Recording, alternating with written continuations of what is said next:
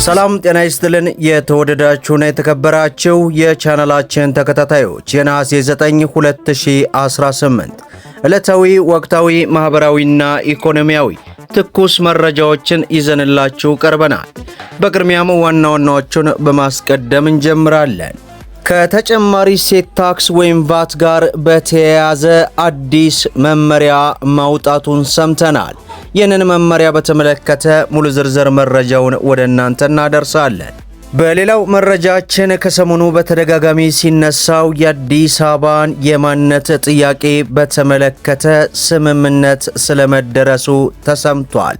ከዚህ ጉዳይ ጋር ተያይዞ ያሉትን ሙሉ መረጃ ወደ እናንተ በዝርዝር እናደርሳለን። በሌላው መረጃችን ከኢትዮጵያ ንግድ ባንክ በኩልም አዲስ መግለጫ ወጥቷል። ከዚህም ጋር ተያይዞ ለመንግስት ሰራተኞች ይፋ መደረጉ ተሰምቷል። ይህንና መሰል መረጃዎችን ወደ እናንተ እናደርሳለን። ቪዲዮን ላይክ፣ ቻናሉን ሰብስክራይብ እያደረጋችሁ እስከ መጨረሻው ድረስ ተከታተሉ። በቅድሚያም ከአዲስ አበባ ጉዳይ ጋር በተያያዘ አዲስ መረጃ ተሰማ። በተለይ 250 ሰዎች ከያዘው ቡድን ጀምሮ እያከራከረ የመጣውን የአዲስ አበባን ጉዳይ በተመለከተ 500 ሰዎች በያዘው ቡድን ካጨቃጨቀ በኋላ በትናንትናው ምሽት ያስማማቸው ከተማዋ የፌዴራል ተጠሪ ትሁን በሚለው ሁሉም ተስማምቶ የኦሮሚያ ክልል መቀመጫ እንድትሆን ሕገ መንግስቱ ዕውቅና ይሰጥ የሚለውን ሐሳብ ግን በልዩነት ተይዞ መሆኑን የአጀንዳው ተመካካሪዎች ለቲክፋ ተናግረዋል። የፌዴራል ተጠሪ ትሁን በሚለው ከስምምነት ቢደረስም ከተማዋ የኦሮሚያ ክልል መቀመጫ እንድትሆን በሕገ መንግስቱ ዕውቅና እንዲሰጥ በሚል ከዚህ ሐሳብ ተከትሎ ምክረ ሐሳብ መቅረቡ፣ በሌላ በኩል ለኦሮሚያ መቀመጫነት ዕውቅና ይሰጥ ከተባለማ ከተማዋ የሌሎች ክልሎች መቀመጫ እንድትሆን ዕውቅና ይሰጥ የሚል ሐሳብ አስነስቷል። ይህ ሁሉ በ250 ሰዎች ከተዋቀረ ስልታዊ ቡድን የተደራጁ ምክረ ሐሳብ በተቀበለው በ500 ሰዎች በተያዘው የሥራ ቡድን ከሰሞኑ ሲመካከሩ፣ ሲከራከሩ፣ ሲያጨቃጭቁ የቆየ ጉዳይ ሲሆን ሙሉ አጀንዳው ተጠናቆ ወደ ቀጣዩ የምክክር ቡድን ለማለፍ ሐሳቦቹ በቃለ ጉባኤ ተጠናክረው የቡድን ተመካካሪዎች እንዲፈርሙ ይጠበቅ እንደነበር ተገልጿል። በአዲስ አበባ ጉዳይ ከስምምነት ተደርሷል ተባለ እንጂ ሲያጨቃጨቅ በሰነበተ ጉዳይ በምን መልኩ ስምምነት ላይ እንደተደረሰ ያልተነገረ ሲሆን ቲክቫ ኢትዮጵያ ተመካካሪዎችን ማብራሪያም ጠይቋል። አንዱ የዚህ የፌዴራል ከተሞች ጉዳይ የአጀንዳ ተመካካሪ ለቲክቫ ኢትዮጵያ በሰጠው ቃል ሁሉም የተስማማበት አዲስ አበባ ተጠሪነቷ ለፌዴራል ይሁን በሚለው መሆኑን ተናግሯል። ከተማዋ ራሷን በራሷ የምታስተዳድር ለፌዴራል ተጠሪ እንድትሆን በቃለ ጉባኤ መነበቡን ተመካካሪዎቹ መፈረማቸውን አንስተው ሲፈራረሙ ግን በልዩነት የተያዘ ጉዳይ መሆኑንም አስረድተዋል። አዲስ አበባ የፌዴራል መንግስት ተጠሪ ትሁን በሚለው ስምምነት ሲደረስ ከተማዋ የኦሮሚያ ክልል መቀመጫ እንድትሆን በሕገ መንግስቱ ዕውቅና ይሰጥ የሚለው ምክረ ሐሳብ የቀረ ሲሆን ይህም አከራክሮ በልዩነት መያዙን ተመካካሪዎቹ ገልጸዋል። በሌላው መረጃችን ከኢትዮጵያ ንግድ ባንክ በኩል አዲስ መረጃ ተሰምቷል። የኢትዮጵያ ንግድ ባንክ ማዕከላዊ ሪጅን ምክትል ፕሬዝዳንት አቶ ሙሉነህ ለማና የኢትዮ ኢንጂነሪንግ ግሩፕ ምክትል ሥራ አስፈጻሚ አቶ ዳንኤል የመግባቢያ ስምምነት ተፈራረሙ።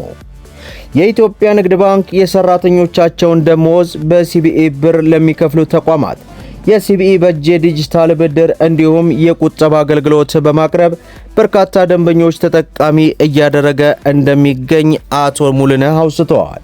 አገልግሎቱ ሰራተኞች ደሞዛቸውን ታሳቢ በማድረግ ከአንድ ወር እስከ 1 ዓመት ተመላሽ የሚደረግ ከ500 እስከ 150 ሺህ ብር ያለምንም ዋስትና በሲቢኢ ብር ፕላስ መተግበሪያ አማካኝነት ብድር እንዲሁም የቁጠባ አገልግሎት ማግኘት እንደሚችሉ አቶ ሙሉነህ ገልጸዋል።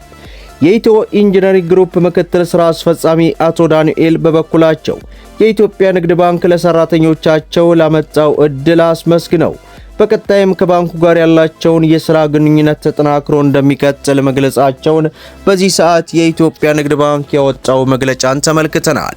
ይህ በእንዲህ እንዳለ ንስር ማይክሮ ፋይናንስ ከካቻ ዲጂታል ፋይናንሻል ሰርቪስ ጋር በመተባበር ንስር ከፍታ የተሰኘ ሁለገብ የዲጂታል ቁጠባና ብድር አገልግሎት መስጠት መጀመሩን በዛሬው ዕለት ተገልጿል።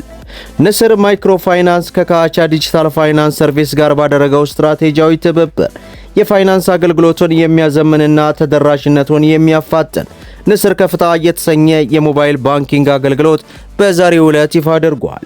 አገልግሎቱ በፕሌይ ስቶር እና በአፕ ስቶር በሚገኘው የንስር ማይክሮ ፋይናንስ ሞባይል መተግበሪያ በኩል ለደንበኞች መስጠት መጀመሩ ተገልጿል። በዘርፉ ከ10 ዓመት በላይ ልምድ ያላቸው ንስር ማይክሮ ፋይናንስ ቀደም ሲል ደንበኞች ወደ ቅርንጫፍ በአካል በመምጣት ቀናት ይወስድባቸው የነበረው የፋይናንስ አገልግሎት አሁን ላይ ሙሉ በሙሉ ዲጂታል በማድረግ ደንበኞች ባሉበት ሆነው በማንኛውም ሰዓት በደቂቃዎች ውስጥ ማግኘት የሚያስችላቸው አሰራር ተዘርግቷል። በዚህ ሂደት ውስጥ ካቻ ዲጂታል ፋይናንሻል ሰርቪስ የቴክኖሎጂና የዲጂታል መተግበሪያ አቅርቦት ድርሻው ተወጥቷልም ተብሏል። በዚህ አዲስ አገልግሎት ደንበኞች ወደ ቅርንጫፍ በአካል መሄድ ሳይጠበቅባቸው በስልካቸው የንስር ማይክሮ ፋይናንስ መተግበሪያ መጠቀም እንደሚችሉ የወጣው ሪፖርት አስነብበዋል። በሌላው መረጃችን ከተጨማሪ እሴት ታክስ ወይም ቫት ጋር በተያያዘ አዲስ መረጃ ተሰማ።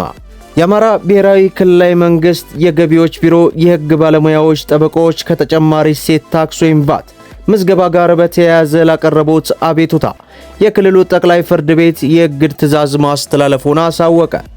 ቢሮው ለዞንና ለከተማ አስተዳደር የገቢ መስሪያ ቤቶች ባስተላለፈው ማብራሪያ በጥብቅና ስራ የተሰማሩ የህግ ባለሙያዎች በገንዘብ ሚኒስቴር ባወጣው መመሪያ መሰረት 1104/2018 ለተጨማሪ እሴት ታክስ እንዲመዘገቡ ተሰጥቶ የነበረውን ድንጋጌ ላይ የመመሪያ ክለሳ አቤቱታ ለክልል ጠቅላይ ፍርድ ቤት አቅርቦም እንደነበር ይታወሳል። የአማራ ክልል ጠቅላይ ፍርድ ቤት የቀረበውን አቤቱታ ተመልክቶ በጉዳዩ ላይ የመጨረሻ ውሳኔ እስኪሰጥ ድረስ ጠበቆች ለተጨማሪ እሴት ታክስ ወይም ቫት እንዲመዘገቡ የሚያስይዘውን መመሪያ በጠበቆች ላይ ተፈጻሚ እንዳይሆን በእግዱ እንዲቆይ ትዕዛዝም ተሰጥቷል። በመሆኑም በፍርድ ቤት የተለያዩ መዝገቦች የታገዱ ጉዳዮች መኖራቸውን ቢሮው ያረጋገጠ ሲሆን ነገር ግን የተጨማሪ እሴት ታክስ ወይም ቫት ምዝገባ በእግድ መቆየቱ ጠበቆችን ከሌሎች የግብር ግዴታዎች ነፃ እንደማያደርጋቸው ያሳሰበው ቢሮ ማንኛውም የህግ ባለሙያ ወይንም ጠበቃ የንግድ ሥራ ገቢ ግብሩን በተመለከተ በክልሉ የገቢ ግብር አዋጅ ቁጥር 301/2018 መሰረት መክፈል ግዴታው እንደጸና ነው ማለቱን በዚህ ሰዓት የወጣው መግለጫ አስነብቦናል። ለቱ መደመጥ ያለባቸው ወሳኝና አነጋጋሪ የሆኑ መረጃዎችን ይመስላሉ።